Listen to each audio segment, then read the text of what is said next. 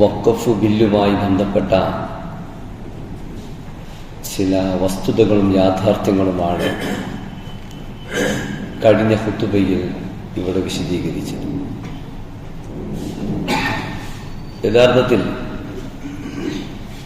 ഇസ്ലാമിക സമൂഹം ഒരു ഇസ്ലാമിക സമൂഹം എന്ന അർത്ഥത്തിൽ ജീവിക്കുന്നു എന്നത് തന്നെയാണ് പലർക്കും ഇന്ന് ഇസ്ലാം ഒരു വലിയ പ്രശ്നമായി മാറാനുള്ള കാരണം. നൂറ്റാണ്ടുകളുടെ പാരമ്പര്യമുള്ള ഒരു സമുദായമാണ് ഇന്ത്യയിലെ മുസ്ലിങ്ങൾ.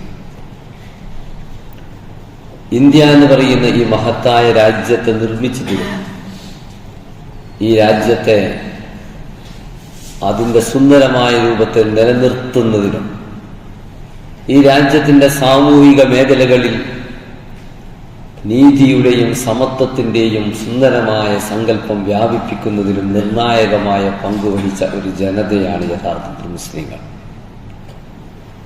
മുസ്ലിങ്ങളില്ലായിരുന്നുവെങ്കിൽ ഈ രാജ്യം ഏതൊരവസ്ഥയിലായിരിക്കുമായിരുന്നു എന്ന് വിശകലനം ചെയ്യുകയും വിശദീകരിക്കുകയും ചെയ്ത മുസ്ലിങ്ങളല്ലാത്ത ഒരുപാട് ചരിത്രകാരന്മാരും ചിന്തകന്മാരുമുണ്ട്.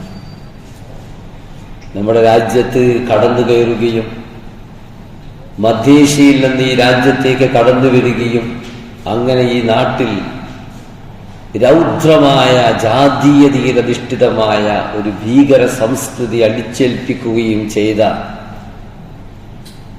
ആര്യവംശീയതയുടെ കരാളഹസ്തത്തിൽ ഈ രാജ്യം ഞെരുങ്ങി അമർന്ന ഒരു ചരിത്രഘട്ടത്തിലാണ്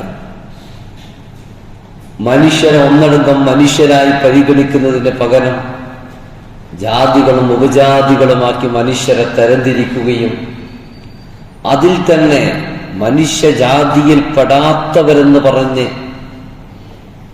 ഒരു വിഭാഗത്തെ പഞ്ചമർ, ദളിതർ എന്നൊക്കെ പറഞ്ഞ് അവർ മനുഷ്യജാതിയിൽ പോലും പിറന്നവരല്ല, മൃഗത്തിനും മനുഷ്യർക്കുമിടയിലുള്ള ഒരു നികൃഷ്ട ജന്മമാണ് എന്ന് പറഞ്ഞ് അവരെയൊക്കെ ഭീകരമായി നേരിട്ട ഒരു ചരിത്ര പശ്ചാത്തലത്തിലാണ് ഇന്ത്യയുടെ വടക്കും തെക്കും ഇസ്ലാം രണ്ട് രൂപത്തിലേക്ക് കടന്നു വരുന്നത്. ആ ഇസ്ലാം നമ്മുടെ രാജ്യത്തിന്റെ ഈ ഒരു ചിന്തക്ക് ഏൽപ്പിച്ച പരിക്ക് ചെറുതൊന്നുമല്ല. മനുഷ്യരെ മനുഷ്യരായി പരിഗണിക്കാൻ വിസമ്മതിക്കുകയും മനുഷ്യർക്കിടയിൽ ഉച്ചനീചത്വങ്ങൾ അടിച്ചേൽപ്പിക്കുകയും ചെയ്ത ഒരു സമൂഹത്തിന്റെ മുഖത്ത് നോക്കിക്കൊണ്ട് അന്നാസ് സവാസിയത്തും അസ്നാദും മിഷ്ത്, മനുഷ്യൻ ചീർപ്പിന്റെ പല്ലുകൾ പോലെ സമന്മാരാണ് എന്ന് ഇസ്ലാം പ്രഖ്യാപിച്ചപ്പോൾ വലഖദ് കറംനാ ബനീ ആദം, മനുഷ്യ സന്തതികളെ നാം ആദരിച്ചിരിക്കുന്നു. പടച്ച തമ്പുരാൻ തന്നെ ആദരിച്ച ഉത്കൃഷ്ട സൃഷ്ടികളാണ് മനുഷ്യർ. അതുകൊണ്ട് തന്നെ മനുഷ്യരെല്ലാവരും ആദരവ് അർഹിക്കുന്നു. ദമുഹു ഹറാമുൻ വമാലുഹു ഹറാമുൻ വഗിർദുഹു ഹറാമുൻ. മനുഷ്യന്റെ ജീവൻ പവിത്രമാണ്, അവന്റെ അഭിമാനം പവിത്രമാണ്, അവന്റെ സമ്പത്ത് പവിത്രമാണ്. ലാ ഫളില ലി അറബിയൻ അലാ അജമിയൻ വലാ ലി അസ്വദ വലാ ലി അബിയദ അലാ അസ്വദ് വലാ ലി അസ്വദ അലാ അബിയദ് ഇല്ലാ ബിത്തഖ്വ. ഒരറബിക്ക് അനറബിയെക്കാളോ അനറബിക്ക് അറബിയെക്കാളോ കറുത്തവന് വെളുത്തവനെക്കാളോ വെളുത്തവന് കറുത്തവനെക്കാളോ യാതൊരു ശ്രേഷ്ഠതയുമില്ല തഖ്വ കൊണ്ടല്ലാതെ. ഇന്നാ ഖലഖനാകും മിൻ ദക്കരിൻ വ ഉൻസ, മനുഷ്യരെ നിങ്ങളെ മുഴുവൻ ഞാൻ സൃഷ്ടിച്ചിരിക്കുന്നു ഒരാണിൽ നിന്നും പെണ്ണിൽ നിന്നും. വജഅൽനാകും ശുഊബൻ വഖബാഇല വജഅൽനാകും ശുഊബൻ വഖബാഇല, നിങ്ങളെ ഞാൻ വ്യത്യസ്ത ഗോത്രങ്ങളും വർഗങ്ങളുമാക്കി തരംതിരിച്ചിരിക്കുന്നത് ലിതആറഫു, നിങ്ങൾ പരസ്പരം തിരിച്ചറിയാൻ മാത്രമാണ്. ഇന്ന അക്രമക്കും ഇൻദല്ലാഹി അത്ഖാക്കും, നിങ്ങളുടെ കൂട്ടത്തിൽ അള്ളാഹുവിന്റെ അടുത്ത് ഏറ്റവും ഇഷ്ടപ്പെട്ടവർ നിങ്ങളുടെ കൂട്ടത്തിൽ ഏറ്റവും തഖ്വയുള്ളവരാണ്, സൂക്ഷ്മതയോടുകൂടി ജീവിക്കുന്നവരാണ്, സത്യസന്ധമായി അള്ളാഹുവിന്റെ നിയമങ്ങൾ അംഗീകരിച്ചുകൊണ്ട് ജീവിക്കുന്നവരാണ് തുടങ്ങിയ വചനങ്ങൾ ഉദ്ഘോഷിച്ചപ്പോൾ ഈ നാട്ടിലത് വലിയ ഒരു ഭൂകമ്പം തന്നെയാണ് സൃഷ്ടിച്ചത്.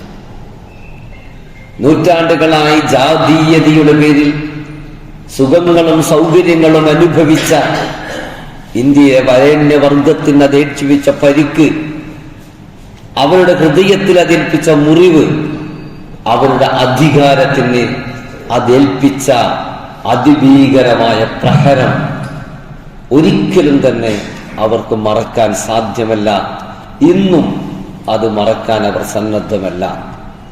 അതുകൊണ്ടാണ് പല സന്ദർഭങ്ങളിലും മുസ്ലിം ജീവിതത്തെ അവർ പ്രശ്നവൽക്കരിച്ചു കൊണ്ടിരിക്കുന്നത്. അങ്ങനെ പ്രശ്നവൽക്കരിച്ചു കൊണ്ടിരിക്കുമ്പോൾ നമ്മുടെ നാട്ടിൽ വഖഫ് ബില്ലുമായി ബന്ധപ്പെട്ട പ്രശ്നങ്ങൾ ഉയർന്നു വന്നപ്പോൾ കണ്ട ഏറ്റവും സഹതാപകരവും എന്നാൽ ഒരു പരിധിവരെ നമ്മളെ വേദനിപ്പിക്കുന്നതുമായ കാര്യം, ഈ നാട്ടിലെ മറ്റ് ചില ജനവിഭാഗങ്ങൾ കൂടി, പ്രത്യേകിച്ച് ക്രൈസ്തവ സമൂഹത്തിലെ ഒരു വിഭാഗം, നേതൃരംഗത്തുള്ള ഒരു വിഭാഗം മുസ്ലിങ്ങൾക്കെതിരെയുള്ള ഈ ബില്ലിന് അനുകൂലമായ സമീപനം സ്വീകരിച്ചു. ഇതിന്റെ കാരണവും ചരിത്രപരമായിട്ട് തന്നെയാണ് നാം പരിശോധിക്കേണ്ടത്. വിശുദ്ധ ഖുർആൻ പറയുന്നു, വലൻ തർദ അൻകൽ യഹൂദു വലൻ നസാറ ഹത്താ തത്തബിഅ മില്ലതഹും. പ്രവാചകൻ സല്ലല്ലാഹു അലൈഹി വസല്ലമയെ അഭിമുഖീകരിച്ചുകൊണ്ടാണ് ഖുർആൻ ഇത് പറയുന്നത്. ഹബീബായ റസൂൽ ഇസ്ലാമിന്റെ സന്ദേശവുമായി മക്കയിൽ വരികയും മക്കയിൽ നിന്ന് പിന്നീട് മദീനയിലേക്ക് ഹിജ്റ ചെയ്യുകയും ചെയ്തപ്പോൾ റസൂലിനെ അഭിമുഖീകരിക്കേണ്ടി വന്ന ജനവിഭാഗങ്ങളിൽ പ്രധാനപ്പെട്ട 2 ജനവിഭാഗങ്ങളായിരുന്നു യഹൂദരും ക്രൈസ്തവരും. എന്നാൽ മക്കയിലുള്ള മുശ്രിക്കുകളോട് സ്വീകരിച്ച ഒരു സമീപനമായിരുന്നില്ല റസൂൽ ക്രൈസ്തവരോടും ജൂതന്മാരോടും സ്വീകരിച്ചത്. മുശ്രിക്കുകൾ ഇസ്ലാമിനോട് കടുത്ത ശാസ്ത്രവ മനോഭാവം വെച്ച് പുലർത്തുകയും ഇസ്ലാമിനെ ഈ ഭൂമിയിൽ നിന്ന് തന്നെ പിടിതെറിയാൻ ശ്രമിക്കുകയും ചെയ്തു.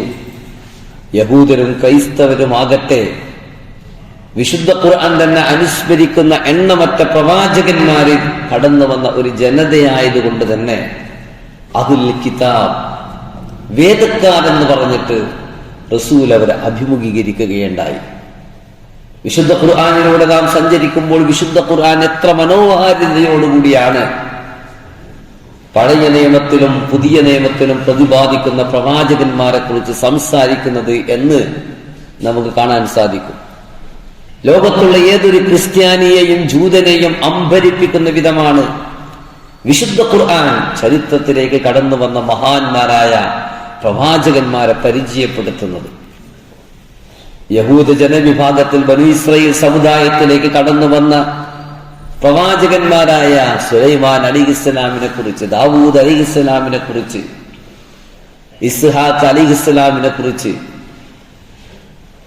തുടങ്ങി യഹ്യാ പ്രവാചകനെ കുറിച്ച്, സക്കരിയ പ്രവാചകനെ കുറിച്ച്, മൂസ പ്രവാചകനെ കുറിച്ച്, ഈസാ അലിഹിസ്സലാമിനെ കുറിച്ച്, ഇങ്ങനെയുള്ള മുഴുവൻ പ്രവാചകന്മാരെ കുറിച്ചും വിശുദ്ധ ഖുർആൻ സംസാരിക്കുമ്പോൾ ആ പ്രവാചകന്മാരെല്ലാവരും തന്നെ വിശുദ്ധിയുടെ ഏറ്റവും പ്രധാനപ്പെട്ട രൂപങ്ങളായിരുന്നു എന്ന് പറഞ്ഞുകൊണ്ടാണ് ഖുർആൻ സംസാരിക്കുന്നത്.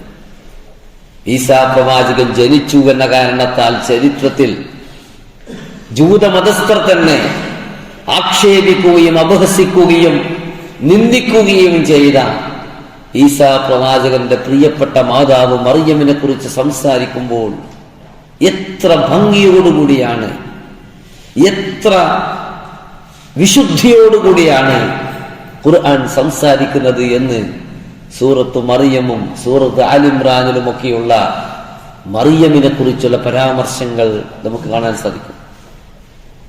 മേരി എന്ന് ക്രിസ്ത്യാനികൾ വിളിക്കുന്ന മറിയമിനെ ഏറ്റവും വിശുദ്ധിയുടെ പ്രതീകമായി ചിത്രീകരിക്കുക മാത്രമല്ല, ലോകത്തൊന്നുമുള്ള സത്യവിശ്വാസിനികൾക്ക് സ്ത്രീകളുടെ കൂട്ടത്തിലുള്ള ഏറ്റവും പ്രധാനപ്പെട്ട ഒരു മാതൃകയായി ആ സ്ത്രീയെ വിശുദ്ധ ഖുർആൻ പരിചയപ്പെടുത്തുന്നു. പ്രവാചകൻ ഈസാ അലൈഹിസ്സലാമിനെ കുറിച്ച് സംസാരിക്കുമ്പോൾ അദ്ദേഹം അനുഭവിച്ച പീഡനങ്ങളെയും പ്രയാസങ്ങളെയും ഒരു വശത്ത് ഭംഗിയായി അവതരിപ്പിക്കുന്നതോടൊപ്പം തന്നെ നീതിയുടെയും സ്ഥൈര്യത്തിന്റെയും വിശുദ്ധിയുടെയും ഒരു ഉദാഹരണമായി ആ പ്രവാചകനെ ഖുർആൻ സംസാരിക്കുന്നു. മുഹമ്മദ് സല്ലല്ലാഹു അലൈഹി വസല്ലമ ജൂതന്മാരെയും ക്രൈസ്തവരോടും തആലൗ ഇലാ കലിമത്തിൻ സവാഇൻ ബൈനനാ വബൈനക്കും ഖുൽ യാ അഹ്ലൽ കിതാബ്, അല്ലയോ വേദക്കാരെ, തആലൗ, നിങ്ങൾ വരിക, നമുക്ക് യോജിക്കാൻ പറ്റുന്ന മേഖലകളുണ്ട് എന്ന് പറഞ്ഞ് അവരെ കൂട്ടിപ്പിടിക്കാൻ ശ്രമിച്ചു. എന്നിട്ടും ഇസ്ലാമിനോട് അവർ ശത്രുത വെച്ച് പുലർത്തിയപ്പോഴാണ് റസൂലിനോട്, ഹബീബായ റസൂലിനോട് ഖുർആൻ പറയുന്നത്, വലൻ തർല അൻകൽ യഹൂദ് വലൻ നസ്വാറ ഹത്താ തത്തബിഅ മില്ലതഹും, യഹൂദികളെയും ക്രിസ്ത്യാനികളെയും നീ നീതിയുടെ പക്ഷം നിലയുറപ്പിച്ചുകൊണ്ട്, നീ നീതിയുടെ സത്യത്തിന്റെ ഭാഗം നിന്നുകൊണ്ട് ക്രൈസ്തവ ജൂത പാരമ്പര്യത്തിലുള്ള മഹാപ്രവാചകന്മാരെ മുഴുവനും തന്നെ വിശുദ്ധന്മാരായി ചിത്രീകരിച്ചുകൊണ്ട് അവരും ഞാനും ഒരേ പാരമ്പര്യത്തിന്റെ ഭാഗമാണ് എന്ന് പറഞ്ഞാലൊന്നും അവർ നിന്നെ സ്വീകരിക്കാൻ പോകുന്നില്ല, നിന്നിൽ സംതൃപ്തരാകാൻ പോകുന്നില്ല. വലൻ തർല അൻകൽ യഹൂദു വലൻ നസ്വാറ ഹത്താ തത്തബിഅ മില്ലതഹും, ജൂതന്മാരും ക്രൈസ്തവരും നിന്നെ ഒരിക്കലും ഇഷ്ടപ്പെടാൻ പോകുന്നില്ല, നീ അവരുടെ ചര്യ പിന്തുടരാത്ത കാലത്തോളം. നീ ഈ ദീൻ ഉപേക്ഷിച്ചുകൊണ്ട്, ഈ ഇസ്ലാം ഉപേക്ഷിച്ചിട്ട്, അല്ലാഹു സുബ്ഹാനഹു വ തആല സന്മാർഗമെന്ന് വിശദീകരിച്ചിരിക്കുന്ന, സത്യസന്ദേശമെന്ന് വിശദീകരിച്ചിരിക്കുന്ന ഈ ഇസ്ലാം ഉപേക്ഷിച്ചിട്ട് അവരുടെ പുറകെ നീ പോകേണ്ടി വരും. സ്വന്തം പ്രവാചകന്മാരെ കൊന്നൊടുക്കിയവരാണവർ. അവരിൽ ചിലർ സ്വന്തം പ്രവാചകന്മാരെ കുറിച്ച് അഭിശപ്തമായ നിന്ദാർഹമായ വർത്തമാനങ്ങൾ പറഞ്ഞവരാണവർ. പ്രവാചകര പാരമ്പര്യത്തെ ശരിയായ സ്വഭാവത്തിൽ മനസ്സിലാക്കുന്നതിന് പകരം ഞങ്ങൾ വിശുദ്ധന്മാരാണ്, ഞങ്ങളെ നരകം സ്പർശിക്കുകയില്ല എന്നുവരെ വീമ്പ് പറഞ്ഞവരാണവർ. അങ്ങനെയുള്ള അവരെ നീ പിൻപറ്റാത്ത കാലത്തോളം, അവരുടെ ചര്യ നീ പിൻപറ്റാത്ത കാലത്തോളം, അവർ ചെയ്തു വരുന്ന തെറ്റായ രീതികള് നീ പിന്തുടരാത്ത കാലത്തോളം നിന്നെ അവർ സ്വീകരിക്കുകയില്ല, അംഗീകരിക്കുകയില്ല, ഇഷ്ടപ്പെടുകയില്ല എന്ന് വിശുദ്ധ ഖുർആൻ ഹബീബായ റസൂലിനോട് അക്കാലത്ത് പറയുന്നുണ്ട്. ഇക്കാലത്തും അത് പ്രസക്തം തന്നെയാണ്. വഖഫ് ഭേദഗതി ബില്ലുമായി ബന്ധപ്പെട്ടപ്പോൾ കേരളത്തിലെയോ ഇന്ത്യയിലെയോ മുസ്ലിങ്ങൾക്ക് ഈ നാട്ടിലെ ക്രൈസ്തവ സഹോദരന്മാരോട് ഒരു എതിർപ്പും അവർ പ്രകടിപ്പിക്കാറില്ല. സാധ്യമാകുന്ന സന്ദർഭങ്ങളെല്ലാം തന്നെ ന്യൂനപക്ഷങ്ങൾ എന്ന അർത്ഥത്തിൽ അവരോടൊപ്പം ചേർന്ന് നിൽക്കാറുണ്ട്. എന്നാൽ യഥാർത്ഥത്തിൽ ചരിത്രത്തിൽ ഇന്നും ലോകത്തും ഇന്ത്യയിലും ഇസ്ലാമിനോട് ചില ആളുകൾക്ക് ശത്രുത വെച്ച് പുലർത്താനുള്ള കാരണം ഞാൻ നേരത്തെ പറഞ്ഞതുപോലെയുള്ള സംഭവങ്ങൾ തന്നെയാണ്. മഹാനായ പ്രവാചകൻ ഈസാ അലൈഹിസ്സലാം ലോകത്തിന് കൈമാറിയ സത്യസന്ദേശത്തിന് പിന്നെ എന്ത് സംഭവിച്ചു എന്ന ചരിത്രം കൂടി നാം പരിശോധിക്കേണ്ടതുണ്ട്. മഹാനായ പ്രവാചകൻ ഈസാ അലൈഹിസ്സലാം ലോകത്തിന് നൽകിയ ഈ സത്യസന്ദേശത്തെ ലോകത്തിൽ നിന്നും പിടിതെറിയാൻ വേണ്ടി, നശിപ്പിക്കാൻ വേണ്ടി ശ്രമിച്ച ശക്തികളായിരുന്നു ഒരു കാലത്ത് റോമൻ ഭരണകൂടം. പ്രവാചകൻ ഈസാ അലൈഹിസ്സലാം ഈ ലോകത്ത് ഇസ്ലാമിന്റെ സന്ദേശവുമായി രംഗത്ത് വന്നപ്പോൾ ആ പ്രവാചകനെ അംഗീകരിക്കുന്നതിന് പകരം അദ്ദേഹം ജനിക്കുന്നത് ബത്ലഹേമിലാണ്. ആ കാലഘട്ടത്തിൽ ഫലസ്തീനും സിറിയയും ഉൾപ്പെടെയുള്ള ഈ ബത്ലഹേം ഉൾപ്പെടെയുള്ള പ്രദേശങ്ങൾ ഒന്നടങ്കം തന്നെ റോമൻ സാമ്രാജ്യത്തിന്റെ ഭാഗമായിരുന്നു. റോമിലെ ഗവർണറായിരുന്നു ആ നാട്ടിലെ ഭരണാധികാരി. പക്ഷെ മഹാനായ പ്രവാചകൻ ഈസാ അലൈഹിസ്സലാമിനെ അവർക്ക് അംഗീകരിക്കാൻ സാധ്യമായിരുന്നില്ല. ഈസാ പ്രവാചകനെയും ആ പ്രവാചകന്റെ സന്ദേശത്തെയും എതിർത്തത് പ്രധാനമായി രണ്ട് വിഭാഗങ്ങളായിരുന്നു എന്ന് ചരിത്രം പരിശോധിക്കുമ്പോൾ നമുക്ക് കാണാൻ പറ്റും. അതിലൊന്ന്, ഈസാ അലൈഹിസ്സലാം ഏതൊരു സമുദായത്തിലേക്കാണോ വന്നത് ആ സമുദായം തന്നെ. ഈസാ അലൈഹിസ്സലാം വന്നത് ബനു ഇസ്രായേൽ സമുദായത്തിലായിരുന്നു, അഥവാ ജൂത സമുദായത്തിലാണ്. ബനു ഇസ്രായേൽ സമുദായത്തിലെ അവസാനത്തെ പ്രവാചകൻ എന്നതാണ് ഈസാ അലൈഹിസ്സലാമിന്റെ പ്രത്യേകതകളിൽ ഒന്ന്. അദ്ദേഹം വന്നത് ബനു ഇസ്രായേൽ സമുദായത്തിലേക്കാണ്. ആ സമുദായത്തോട് നിങ്ങളുടെ പൂർവഗാമികളായ പ്രവാചകൻ ഇബ്രാഹിം അലൈഹിസ്സലാം മുതൽ ഇസ്ഹാഖ് അലൈഹിസ്സലാം മുതൽ യൗക്കൂബ് അലൈഹിസ്സലാം മുതൽ യൂസുഫ് അലൈഹിസ്സലാം മുതൽ അങ്ങനെ കടന്നു വന്ന എണ്ണമറ്റ പ്രവാചകന്മാരുടെ ചരിത്രം ഓർമ്മിപ്പിച്ചുകൊണ്ട് ആ പ്രവാചകന്മാർക്ക് ശേഷം കടന്നു വന്ന ദാവൂദ് അലൈഹിസ്സലാം, സുലൈമാൻ അലൈഹിസ്സലാം, അവരുടെയൊക്കെ ചരിത്രം ഓർമ്മിപ്പിച്ചുകൊണ്ട് അവർക്ക് ശേഷം കടന്നു വന്ന സക്കരിയ പ്രവാചകൻ, യഹ്യ പ്രവാചകൻ, ഈസാ അലൈഹിസ്സലാമിന്റെ സമശീർഷകനായ യഹ്യ പ്രവാചകൻ, അവരുടെ എല്ലാവരുടെയും ചരിത്രം അനുസ്മരിച്ചുകൊണ്ട് നിങ്ങൾ നീതിയുടെയും ഈ പ്രവാചകത്വത്തിന്റെ പാരമ്പര്യത്തിന്റെയും പിറകെ നിൽക്കണമെന്ന് പറഞ്ഞെങ്കിലും മഹാനായ പ്രവാചകൻ ഈസാ അലൈഹിസ്സലാം സ്വന്തം സമുദായത്തിൽ കടന്നു വന്നിട്ടും നീതിയുടെ വെളിച്ചവുമായി കടന്നു വന്ന ആ പ്രവാചകനെ ജൂത സമുദായത്തിലെ അക്കാലഘട്ടത്തിലെ പുരോഹിതന്മാർ അംഗീകരിച്ചില്ല.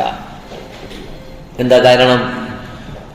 ഈ പുരോഹിതന്മാർ കെട്ടിപ്പൊക്കിയ ഒരു മതമുണ്ടായിരുന്നു, പുരോഹിതന്മാർ ഉണ്ടാക്കിയ ഒരു മതമുണ്ടായിരുന്ന ആ കാലഘട്ടത്തിൽ മനുഷ്യരെ ചൂഷണം ചെയ്യുകയും നേരത്തെ ഇവിടെ സൂചിപ്പിച്ചതുപോലെ മനുഷ്യരെ വർഗങ്ങളായി തരംതിരിച്ച്, മനുഷ്യരെ ജാതികളായി തരംതിരിച്ച് ആ ജാതീയതയുടെ സൗകര്യങ്ങൾ അനുഭവിച്ചവരായിരുന്നു ആര്യ വംശീയവാദികളെങ്കിൽ ജൂത പുരോഹിതന്മാർ മനുഷ്യർക്കിടയിൽ സവിശേഷമായ പ്രത്യേകതയുള്ളവരാണ്.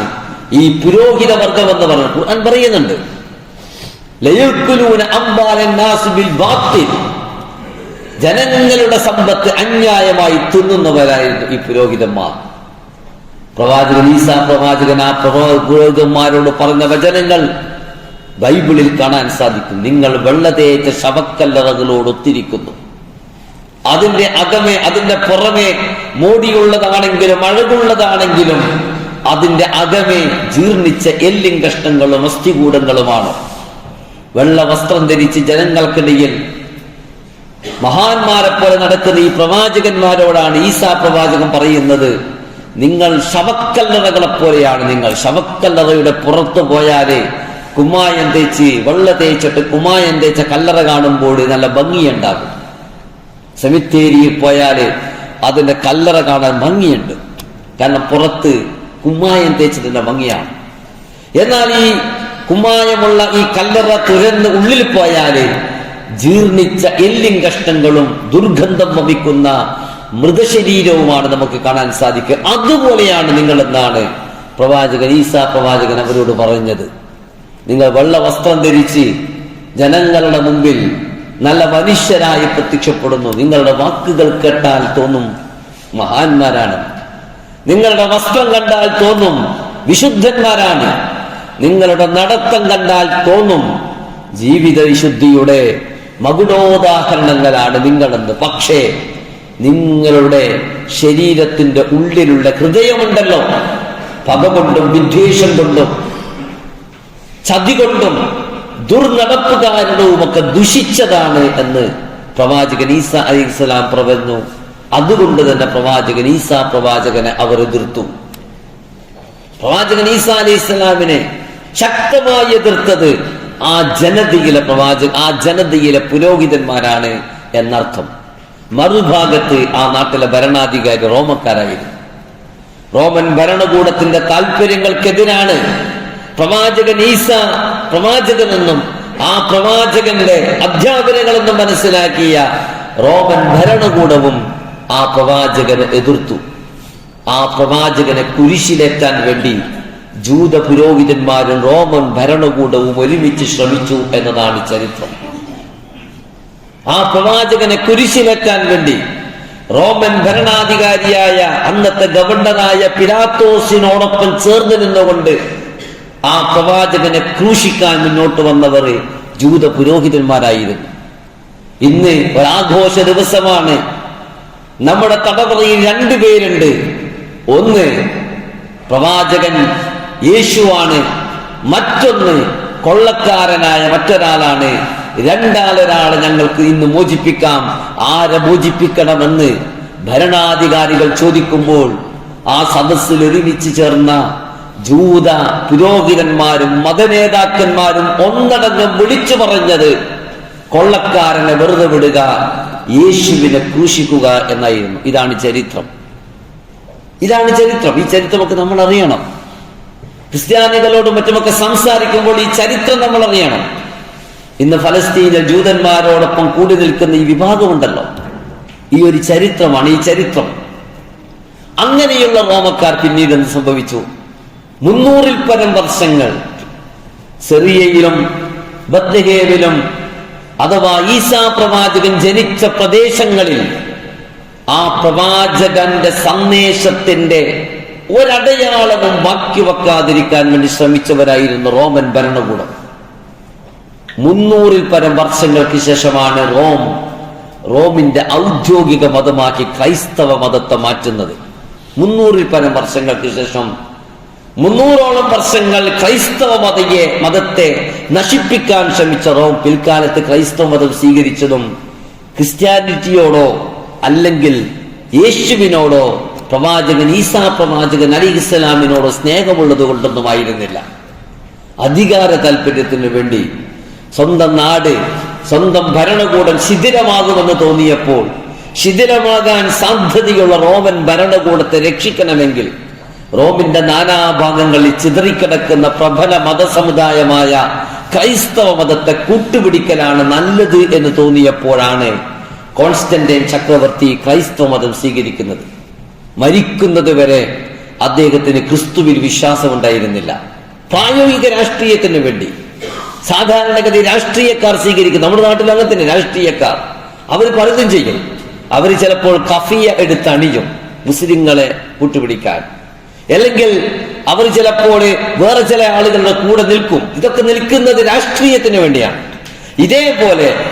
ഇതേപോലെ റോമൻ ഭരണകൂടം തങ്ങളുടെ താല്പര്യങ്ങൾ സംരക്ഷിക്കാൻ വേണ്ടി അവര് ക്രൈസ്തവ മതത്തെ സ്വീകരിച്ചു. അതിനും 300 വർഷങ്ങൾക്ക് ശേഷമാണ് പ്രവാചകൻ മുഹമ്മദ് മുസ്തഫ സല്ലല്ലാഹു അലൈഹി വസല്ലമ ഇസ്ലാമിന്റെ സന്ദേശവുമായി ചരിത്രത്തിലേക്ക് വരുന്നത്.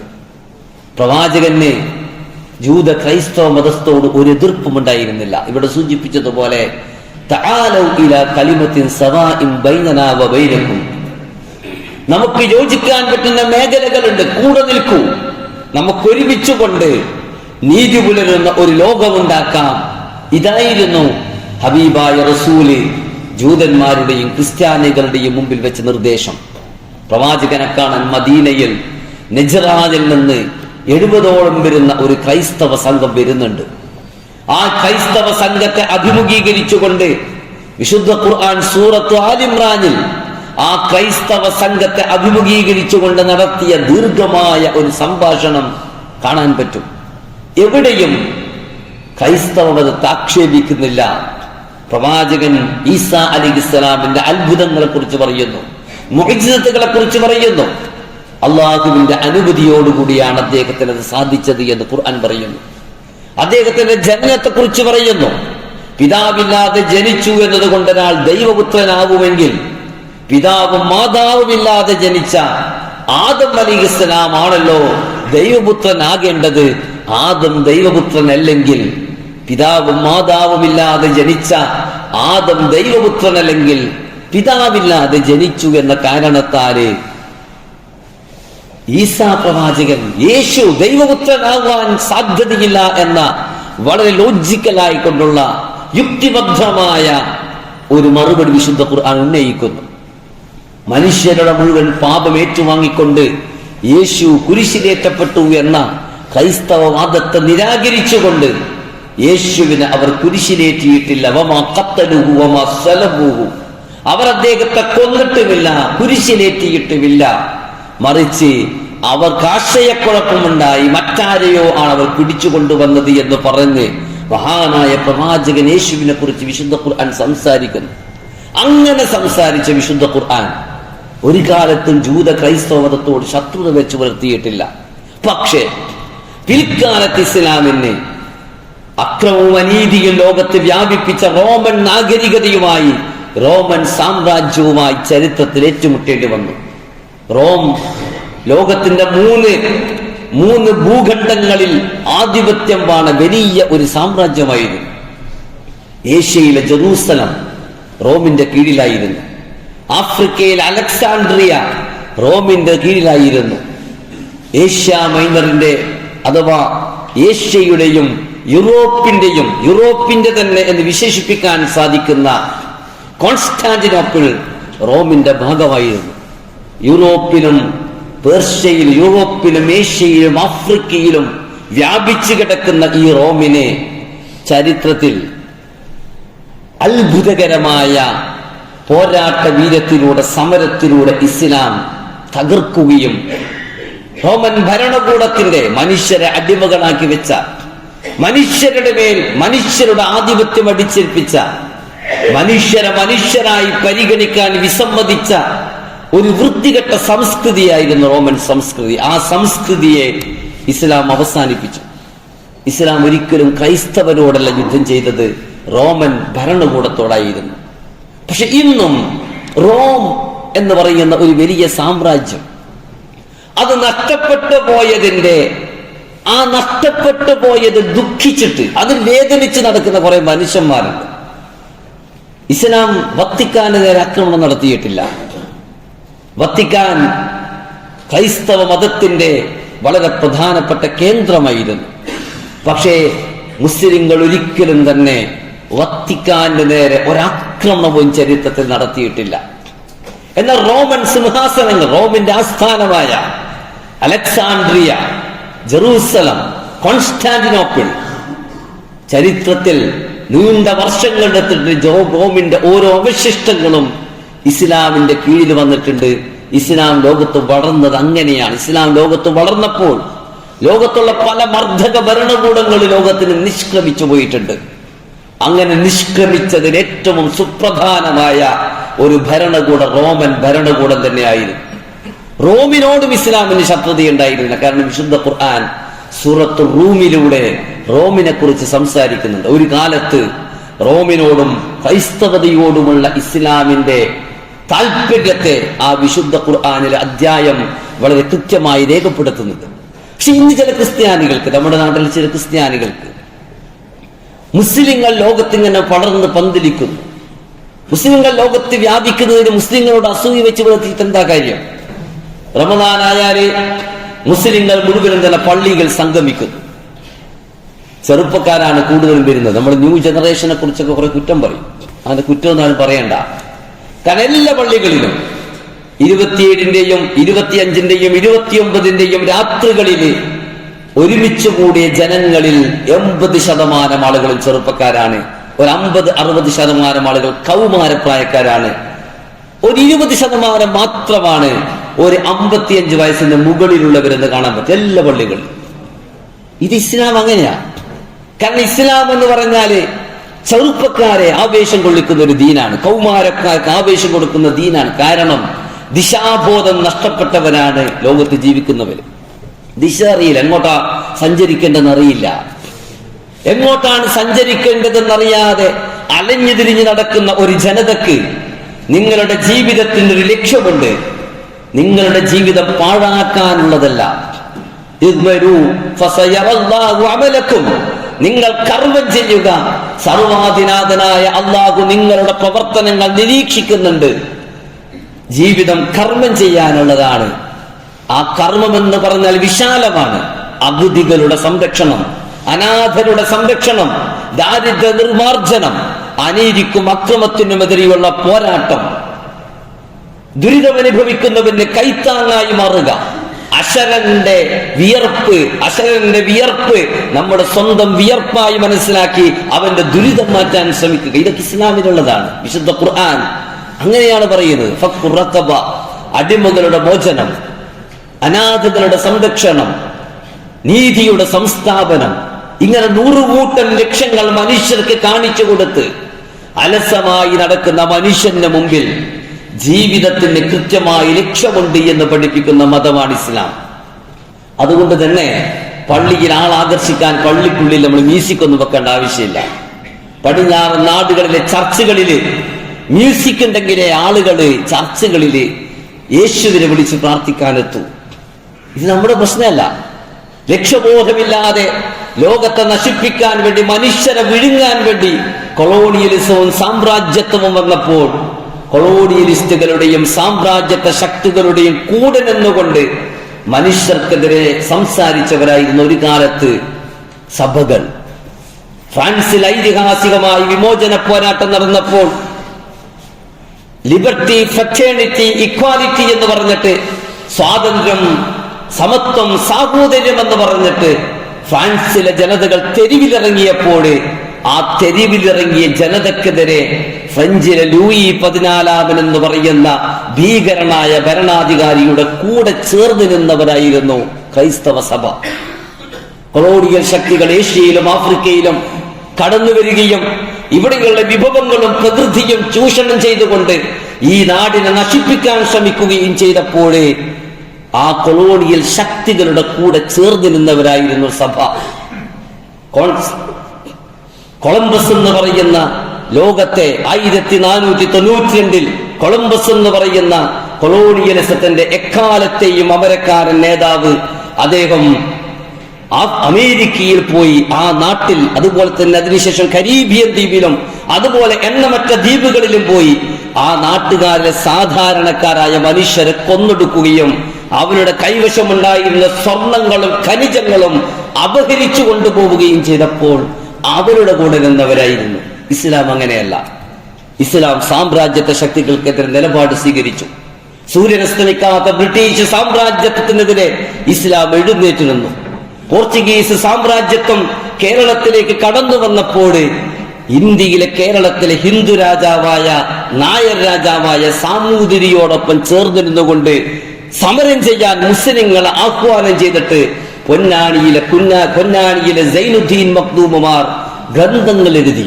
സൈനുദ്ദീൻ മഖ്ദൂം 1-ന്റെയും 2-ന്റെയും പുസ്തകം വായിച്ചിട്ട് കുഞ്ഞാലി മരക്കാർ എന്ന് പറയുന്ന കൊച്ചിക്കാരൻ കോഴിക്കോട്ടേക്ക് വന്നു സമരം ചെയ്യാൻ വേണ്ടി, പോരാടാൻ വേണ്ടി.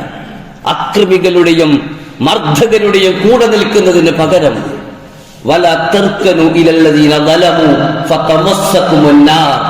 നിങ്ങൾ അക്രമികളുടെ കൂടെ നിൽക്കരുത്.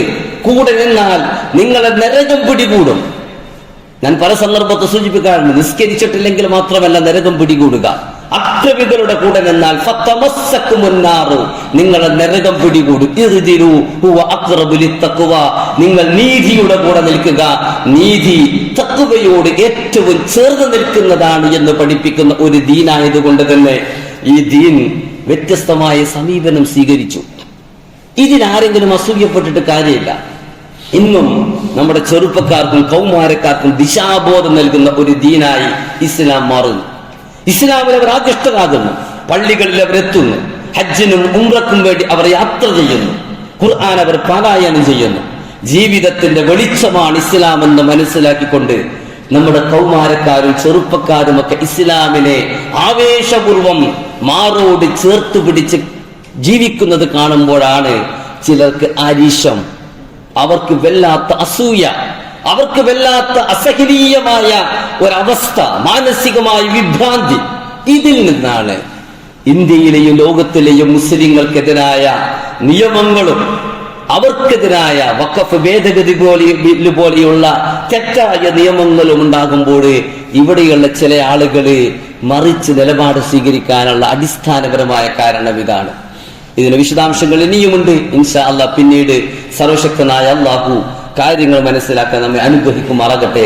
അഖൂലു ഖൗലി ഹാദാ അസ്തഗ്ഫിറുല്ലാഹി ലി വലക്കും വലിസാഇരിൽ മുഅ്മിനീൻ ഫസ്തഗ്ഫിറൂഹു ഇന്നഹു വൽ ഗഫൂർ.